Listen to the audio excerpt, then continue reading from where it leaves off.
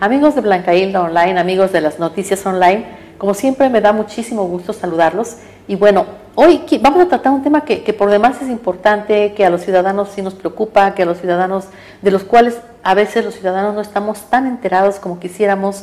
Sin embargo, hay información, hay desinformación, hay temor, hay zozobra, en fin. Pero para esto le quiero dar las gracias por la entrevista y la bienvenida a este canal al doctor Germán Reina y Herrero. Él es socio de la firma ARH Consultores y asesor empresarial y gubernamental, entre muchos otros cargos que tiene, y además es un experto en ese tema. Y te quiero agradecer, Germán, muchísimas gracias por la oportunidad de platicar contigo. Al contrario, Blanca, bienvenidos. Y además de sacarnos de dudas, porque de repente como ciudadanos, por una parte fluye la información y por otra parte nosotros mismos no la procesamos como es debido, y sí, de una boca a otra a veces cambia también un poquito la información. Entonces, ¿qué más que seas tú quien nos saca de estos temas, ¿no? Con estas dudas? Y si te parece, sí, podemos entrar en el tema que vamos a tratar este día, y que es precisamente la transferencia entre cuentas propias. Si tú tienes dos cuentas en diferentes bancos y haces una transferencia entre uno y otro, ¿esto te genera o te puede generar algún problema con el SAT? Bueno, pues mira, creo que hay un punto muy importante y creo que voy a iniciar con él. Actualmente creo que hay que tener mucha prudencia con la información de carácter fiscal. Al día de hoy, el hecho de que todos estemos informados, de que existan diferentes tipos de comunicación, hoy pues todos parecerían que son asesores fiscales, que son asesores de impuestos, lo cual creo que es un grave riesgo. ¿Por qué? Porque de alguna manera la ciudadanía debe de estar debidamente informada y sobre todo contar con la realidad, ¿no? Entonces hoy existen diferentes tipos de tabús, diferentes tipos de comentarios adicionales que se han vertido a través de redes sociales, de TikTok, ¿no? Entonces creo que al final del día hoy una de las cosas más importantes es poder generar una cultura financiera y fiscal. Y cuando hablo de una cultura financiera y fiscal, es que todos los contribuyentes estemos informados o tengamos los conocimientos mínimos de qué hacer con nuestra vida fiscal. Entonces, así como cuidamos nuestra salud, ¿no?, física, o la deberíamos de hacer, debemos de cuidar nuestra salud fiscal. Y justamente en ello, esta pregunta que me acabas de hacer, que es muy importante, en donde si las transferencias bancarias que realizo entre mis cuentas gravan, bueno, quiero compartirte con una respuesta muy clara: no. La ley del impuesto sobre la renta no prevé que las transferencias entre cuentas bancarias puedan ser un ingreso acumulable. Y cuando me refiero a un ingreso acumulable, en términos sencillos, es decir, un dinero por el cual tenga que yo pagar un impuesto, ¿no? Porque entonces se estaría de alguna manera entendiendo como que yo tengo un doble ingreso, ¿no? Yo de repente recibo 100,000 pesos en mi cuenta bancaria A y hago una transferencia a mi cuenta bancaria B, ¿no? Entonces la autoridad podría pensar que son 200,000 pesos de ingresos en vez de 100,000. ¿Qué sucede en la práctica profesional? Nos hemos dado cuenta, incluso en la firma, que cuando la autoridad tributaria realiza auditorías a las personas físicas, a veces por errores involuntarios pueden considerar dichas transferencias como un ingreso, ¿no? Entonces se podría dar como un resultado que en vez de tener yo 100,000 pesos como mi base para el pago de los impuestos, son 200,000. Sin embargo, esto lo hemos aclarado ante las instituciones, en este caso fiscalizadoras. Caso concreto, el Servicio de Administración Tributaria. Entonces, ¿por qué lo hacen los contribuyentes? Bueno, nosotros tenemos clientes que reciben su dinero en la cuenta A y hacen transferencia a la cuenta B, porque en la B es donde hacen sus pagos, donde tienen domiciliados, ¿no?, algunos créditos bancarios, donde tienen domiciliados créditos de automóviles, donde pagan su nómina. Entonces, o el servicios, ¿no?, los propios servicios, ¿no?, del día a día. Entonces, bueno, primeramente, no es una práctica indebida. Pudiese ser que podría ser una práctica normal. Sin embargo, hoy bajo algunos criterios la autoridad de manera errónea ha identificado que estos ingresos sí acumulan para efectos del impuesto sobre la renta. Sin embargo, esto es muy fácil de desvirtuar. Entonces esto es muy fácil de que nosotros podamos comprobar como contribuyentes que ese es un ingreso del cual no se debe pagar el impuesto sobre la renta, ni mucho menos el IVA. Es un traspaso entre cuentas bancarias, y el traspaso entre cuentas bancarias no es un ingreso para la persona física o para las personas morales, porque no nada más las personas físicas podemos hacer transferencias, también las empresas que están constituidas bajo una sociedad pudiesen tener una transferencia bancaria y por supuesto que no acumula para efectos del ISR. Entonces eso es muy importante, porque el contribuyente a veces actuamos con cierto temor ante la autoridad, y esos temores son debidamente por una información errónea, porque bueno, pues no todo lo que está publicado es realidad, ¿no? Claro. Entonces creo que debemos de ser muy puntuales. Por ahí se había comentado que el SAT había emitido un comunicado en donde estos ingresos eran acumulables. Sin embargo, yo te puedo compartir que al día de hoy yo no he visto ningún comunicado, ni en la página del SAT, ni en sus redes sociales, que el SAT es muy activo a través de su cuenta de Twitter. Entonces, bueno, yo creo que hay que informar adecuadamente. Esta práctica puede ser común, no es una práctica indebida, y los traspasos entre cuentas bancarias no es un ingreso acumulable para la persona física. Evidentemente, cuando entró ese recurso, de la forma que haya entrado, tuvo que haber o tendría que haber pagado algún tipo de impuestos, ¿no? Claro. Si me lo pagaron por sueldos y salarios, pues hubo alguna empresa que retuvo el impuesto. Si yo estoy dado de alta como una persona física con actividad empresarial, bueno, en el mes siguiente, el día 17, estaré enterando mis impuestos. Ahora, recordemos un punto muy importante.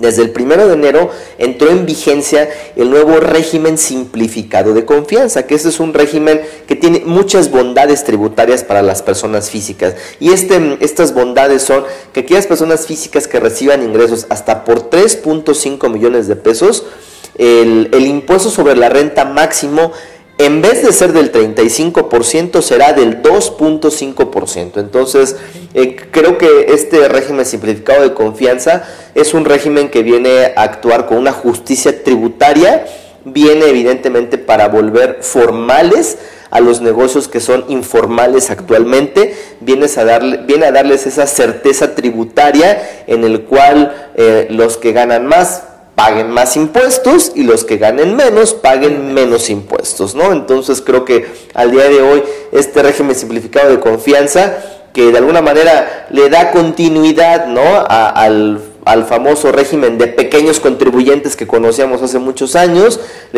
posteriormente se vino el régimen de incorporación fiscal, que también tenía sus bondades, y hoy concluimos con una legislación vigente que nos habla del régimen simplificado de confianza, el cual, para aquellas personas físicas que tengan ingresos de menos de 3.5 millones de pesos, o aquellas personas que están emprendiendo hoy un negocio, que no tengan temor a darse de alta en el SAT, porque con este régimen fiscal van a tener bondades tributarias y, bueno, pagarán lo justo de los impuestos.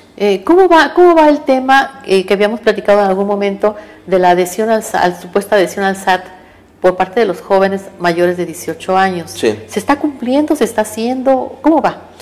Bueno, el propio SAT ahí sí emitió que no habría sanciones para aquellos que cumplieran 18 años y que no se dieran de alta en el SAT. Esto lo hicieron pues justamente para evitar algunos delitos, porque se identificó que había, de alguna manera, ocupaban, ¿no?, cierta documentación e información para hacer uso indebido. Sin embargo, al día de hoy, compartirte, no tengo a la mano una estadística de cuántos jóvenes sí han acudido o no a darse de alta.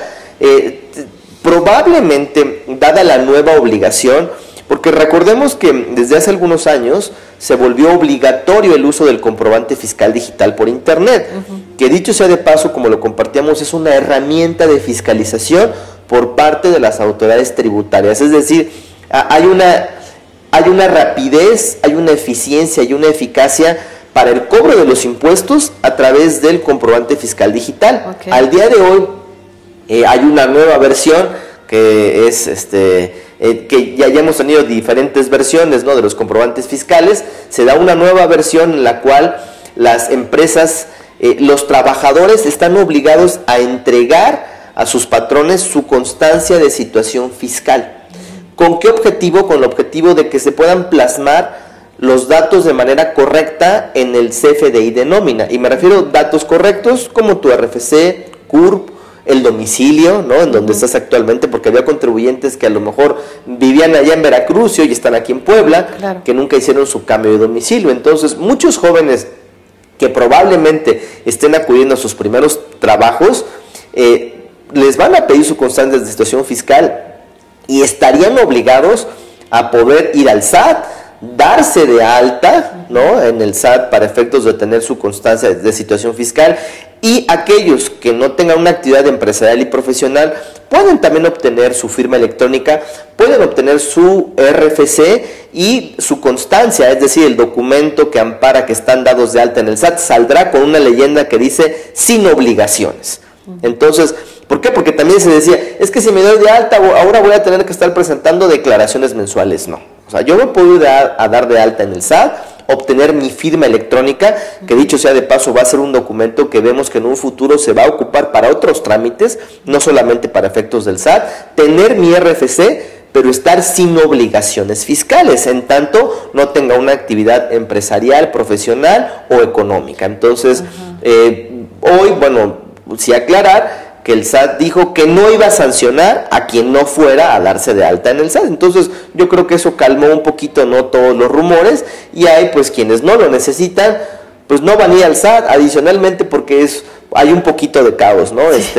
No hay citas. Las filas son enormes. Entonces sí, yo creo que al día de hoy va quien realmente tiene la necesidad de realizar algún trámite ante el Servicio de Administración Tributaria. Yo creo que en la medida de que esto sea más importante para el SAT o que sea más importante para un trámite, como lo comentas, sí, se irá haciendo ya más oficial, ¿no? O más necesario o más obligatorio, ¿no? Para hacerlo. Yo creo que se irá haciendo, correcto, más necesario, ¿no? El momento en el que la firma electrónica pueda ser un documento de carácter universal, claro, que lo podamos ocupar no solamente para cumplir con las obligaciones de carácter fiscal, pues seguramente todos querremos tener nuestra firma electrónica. ¿Y como para qué otra cosa podríamos necesitarle la firma electrónica?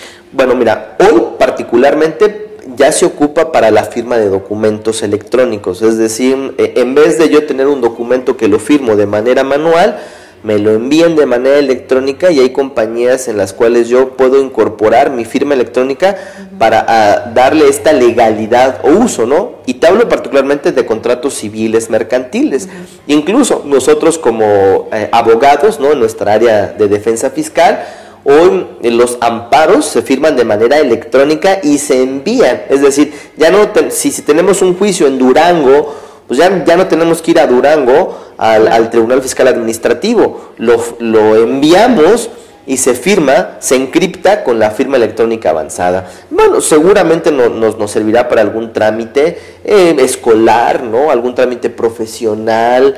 Entonces, bueno, creo que el uso de la firma electrónica en otras partes del mundo se ocupa prácticamente para firma de contratos, para darle legalidad a todo lo que en la práctica firmamos pues de manera manual, ¿no? Claro. Entonces, como compartía, hoy ya hay empresas que se dedican a tener estas plataformas digitales para la firma de documentos, incluso ya hay pagarés electrónicos también, ¿no? Entonces, creo que son muchos los usos, dependerá también de la actividad a la que te dediques, claro, ¿no? No, porque probablemente esto va más enfocado a una actividad profesional y empresarial. Si dedicas, a lo mejor si tu actividad es más comercial, bueno, pues difícilmente vas a ocupar tu firma electrónica para otro trámite que no sea para el SAT. Claro. Entonces, bueno, es la evolución, ¿no?, de los sistemas electrónicos. Iremos migrando poco a poco a eso, ¿verdad? Sí, bueno, hace algunos años, hace más de 10 años, cuando hablábamos de la firma electrónica avanzada, pues nadie creía que al día de hoy íbamos a tener estas plataformas en donde estamos obligados todos a la factura, ¿verdad? En algunos foros, de alguna manera hasta sonaba a risa. Claro. Y al día de hoy, ¿no?, 2022, pues estamos ante una era que también la parte electrónica está ganando terreno, y creo que para bien, ¿no?, porque justamente lo que trata es de eficientar los procesos administrativos que realizan tanto las empresas como las dependencias gubernamentales. Qué padre sería, ¿no?, que a lo mejor tú vas a realizar un trámite gubernamental, tu licencia de funcionamiento, y a lo mejor con tu firma electrónica la pudieses tramitar. Obviamente aquí hay otro reto. El reto es que pues no existen aún esas plataformas del otro lado para que puedas tú ocupar la firma electrónica. Claro. Entonces, pero bueno, esperen, en algunos años seguramente habrá una mayor agilidad para esto. Sí, ya estaremos migrando a esto. Pero me quedó una duda con respecto a lo que decías tú de la constancia de situación fiscal que debe sacar cada persona y todo eso. ¿Eso se puede hacer de manera personal o necesitas a fuerza tener un contador o puedes ingresar a la página del SAT? ¿O cómo se puede hacer esto? Bueno, una manera rápida y sencilla es que para todos aquellos contribuyentes que cuenten con su contraseña o su e-firma, ¿no? Que la e-firma es la firma electrónica, la firma electrónica. La puedes tramitar directamente en el portal del SAT. Entras al portal del SAT, ¿no? Ajá. Te vas ahí al rubro donde tú puedes tramitar de manera electrónica tu constancia. Eso es para quien tenga estos documentos, ¿no? Tu e-firma y tu contraseña. De lo contrario, si no lo tienes, ¿qué es lo que sucede? Que tienes que ir al SAT forzosamente a solicitarlo. Por ahí también en otra noticia, ¿no? Falsa, se dijo que si tú marcabas a un 800 del SAT, te daban tu firma electrónica, y esto es erróneo. Cuando tú marcas ese teléfono, porque ya hicimos el ejercicio en la firma, marcas y lo que te dicen, te orientan, y la primera respuesta que te dan es que la puedes tramitar con tu contraseña o con tu e-firma. De lo contrario, no te pueden dar ese documento, porque al final ya es un documento oficial vía telefónica. Entonces no vas a tener de otra más que ir al SAT a formarte, bueno, primeramente a sacar tu cita, y cuando te den tu cita ir por tu constancia. Ahora, esto ha causado mucho problema. ¿Por qué? Porque muchas de las personas que estamos actualmente bajo un régimen de sueldos y salarios, pues no tenemos nuestra constancia, tenemos nuestra alta en el SAT, ¿no? Pero al día de hoy la autoridad exige. ¿Y cuál va a ser la consecuencia? La consecuencia más grave es que al momento, eso es para las empresas, no tanto para uno. Uno, al no otorgar su constancia, si los datos que se tienen actualmente, como es el comprobante, como es el domicilio fiscal, es erróneo, la autoridad en una revisión pudiese considerar que esos gastos que está efectuando la empresa por sueldos sean no deducibles. Entonces, por eso hoy las empresas están siendo, pues de alguna manera exigentes en poder solicitar a todos sus empleados la constancia de situación fiscal, cuya vía para tramitarla nada más hay dos formas. O si cuentas con tus documentos electrónicos, la sacas a través del portal del SAT, y si no, o vas al SAT, ¿no? El día que te toque a tramitarla. Una pregunta, por ejemplo, si hay empresas en donde te pagan, pero la misma empresa te hace todas tus deducciones, te pagan tus impuestos y demás. ¿Ellos tienen la obligación, o podrían, no obligación, pero podrían ellos hacer este trámite, o tiene que ser personal? ¿Es un trámite exclusivamente personal? Se tiene que hacer de manera personal. Okay. Ahora, recordemos también que hay muchas de las personas que en su momento no la tenían. ¿Por qué? Porque ¿quiénes estamos obligados a presentar la declaración anual? Regularmente quienes estamos obligados a ello somos quienes tenemos nuestra firma electrónica, los demás no la tienen. Y particularmente son aquellas personas físicas que reciben ingresos mayores a 400,000 pesos por sueldos y salarios, ¿no? Entonces, quien recibe menos de eso, pues prácticamente en su vida ha ido a tramitarla, porque anteriormente en las empresas te daban de alta en el SAT, ¿no? O sea, el SAT, las empresas te podían dar de alta en el SAT, pero ojo, la empresa no puede tramitarte tu firma electrónica porque es un trámite personal. Germán, me gustaría regresar un poquito al tema de los bancos. Ok. Otra cosa que se dijo, no sé qué tan cierto sea, que a partir de determinada cantidad que tú deposites o transfieras en el banco, tienes que pagar un impuesto. ¿Es verdad? Creo que 25,000 pesos o algo así. Bueno, mira, esa es otra de las mentiras, por lo cual, por ahí, ¿no? En alguna ocasión vi una publicidad, ¿no? de Gandhi que decía menos face y más book, ¿no? Ajá, Entonces estas son de las noticias que están en todas las redes sociales y que al final del día son una mentira, y mentira con mayúscula. ¿Por qué? Porque esto tiene un antecedente. Hace algunos años existía la ley de depósitos en efectivo. Ajá. Que esa era la única ley que prevía que si tú ibas al banco a depositar en efectivo, te hacían una retención del impuesto, ¿no? Pero hasta ahí Al día de hoy, ¿qué es lo que pasa? Los bancos, algunos bancos, tienen restricción de manejo en efectivo por sus políticas de prevención de lavado de dinero. Y adicionalmente surgió una nueva obligación. ¿La obligación cuál es? Que los bancos están obligados a reportar al SAT cualquier depósito en efectivo mayor a 15,000 pesos. Entonces, si tú como Blanca acudes al banco y depositas 14,999, pues no va a pasar absolutamente nada. Si depositas 25,000 pesos, lo que va a pasar es que el banco le informe a Hacienda que tú estás depositando 25,000 pesos en efectivo, pero eso no significa que vayas a pagar impuesto. Obviamente, aquí hay que tener algo muy claro. Hay que borrar de nuestra mente las famosas cuentas no fiscales, porque antes era común que incluso yo lo escuché, deposítamelo en mi cuenta no fiscal. O sea, como que las personas tenían dos cuentas, una cuenta en donde entraba el dinero que sí pagaba impuestos y otra donde no. Al día de hoy el sistema financiero, y si el SAT, dado que si bien el secreto bancario subsiste y existe actualmente, pero si la autoridad tiene indicios de que no has contribuido adecuadamente al pago de tus impuestos, puede pedir los estados de cuenta a la Comisión Nacional Bancaria y de Valores. Entonces, un ejemplo muy claro, no es que tengas que pagar impuestos porque depositas en efectivo, estás obligado al pago de los impuestos por los ingresos que tú recibes. Claro. ¿Se presenta un aviso? Claro. Si hay depósitos mayores a 15,000 pesos, el banco tiene la obligación de informar al SAT, oye, vino Blanca, vino Germán, vino Pedro a poder depositar, pero eso en ningún momento implica que haya un pago de los impuestos. Evidentemente, si eres un contribuyente que no estás dado de alta, que estás en la informalidad, bueno, si te llega una auditoría, seguramente la autoridad te determinará los impuestos por todos los ingresos que vea en tus estados de cuenta bancarios, ¿no? Pero eso es otro tema. Entonces, la respuesta concreta es no. Al día de hoy no existe un impuesto que grave los depósitos en efectivo que realizamos en nuestras cuentas bancarias. Independientes o acumulados. Correcto. Lo que sí se presentan son avisos, que esos avisos los presenta los bancos al SAT, pero esos son por las obligaciones de prevención del lavado de dinero, como otros tantos avisos. Claro. Hoy los notarios están obligados a informar sobre también las operaciones de compra-venta de bienes inmuebles, las agencias de vehículos por la compra de coches, las agencias de viajes.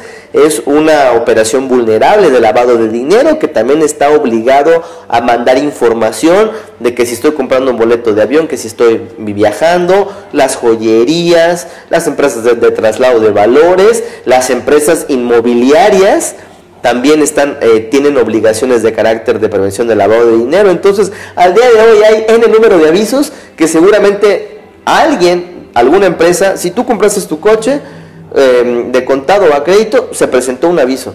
Si sacaste un crédito hipotecario para tu casa, también, o sea, hay muchas de las operaciones que realizamos de manera habitual que ya hay avisos, ya hay información que tiene el SAT, ¿no? O sea, al día de hoy el SAT tiene más información de la que tú y yo sabemos, ¿no? Entonces es muy importante que cuidamos nuestra salud fiscal y nuestra vida tributaria.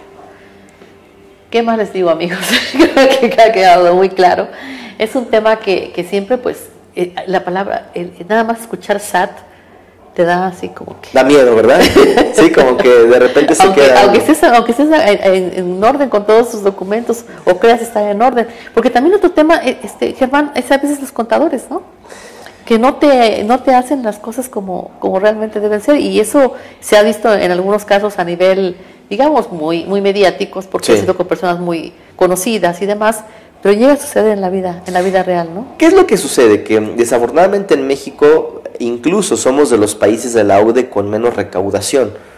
Eso es por una parte. Dos, no existe una cultura fiscal y financiera. Y un punto muy importante, al día de hoy la materia fiscal requiere de mucha actualización, requiere de un estudio constante. Entonces, quien se dijo ser un experto hace 2 años, si no se actualizó, si no leyó adecuadamente, ¿no?, la miscelánea fiscal, si no está atento a las diferentes resoluciones misceláneas fiscales, a los criterios del SAT, a los criterios del IMSS, a las tesis que emite las salas de los tribunales, pues está en completa desactualización. Entonces, esta materia fiscal, contable, requiere de mucho compromiso de ética profesional y de mucha actualización. Entonces, hoy creo que tú como contribuyente debemos también de poder tener una asesoría correcta, porque a veces lo barato sale caro, ¿no?